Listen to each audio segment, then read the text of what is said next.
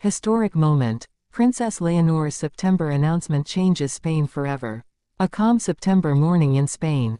Flags flutter. Streets hum quietly. Then, a shock. A single announcement cuts through centuries of tradition.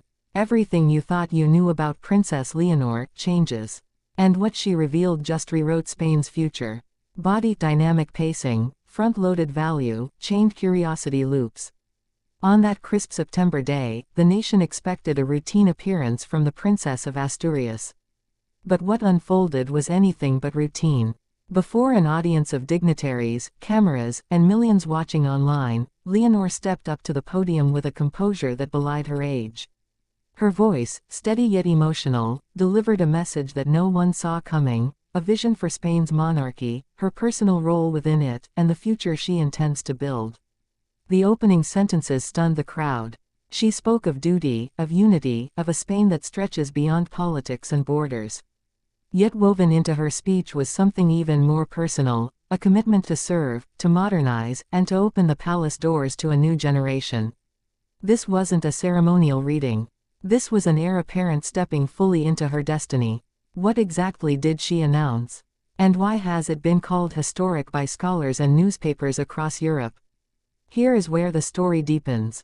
Leonor revealed the framework for a new public service program she herself would lead, bringing together young Spaniards from every region and background. It wasn't just a project. It was a statement: the crown will stand side by side with the people.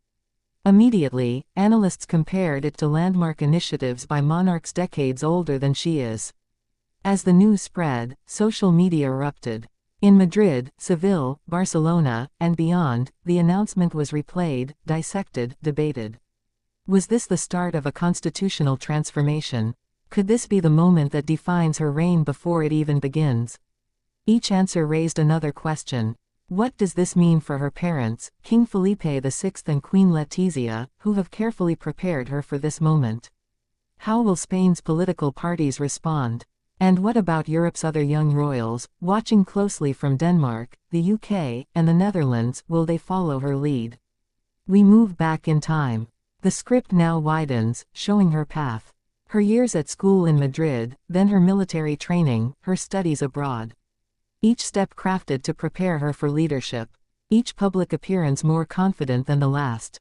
This September announcement wasn't spontaneous, it was the culmination of years of preparation and private conversations inside Zarzuela Palace. She is 20, yet she speaks like a seasoned head of state. The crowd senses it. Journalists whisper, "This is different." Then we return to the present. How did the Spanish people react in the days that followed?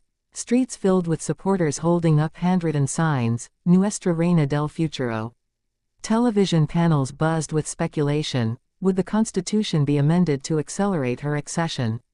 Would she tour every region to explain her initiative? Even critics admitted they had underestimated her. And still, questions remain. What exactly is the program she has promised to lead? How will it be funded? How will it integrate with existing government efforts? Her team released only a few details, creating a wave of curiosity. Experts say this was deliberate, a way to keep the conversation alive, to keep Spaniards engaged long after the announcement itself. Beyond policy, there was also a deeply personal element.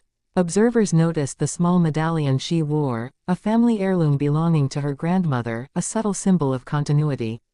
In her closing words, she invoked her country's history, its diversity, and its future, linking her personal story to Spain's story.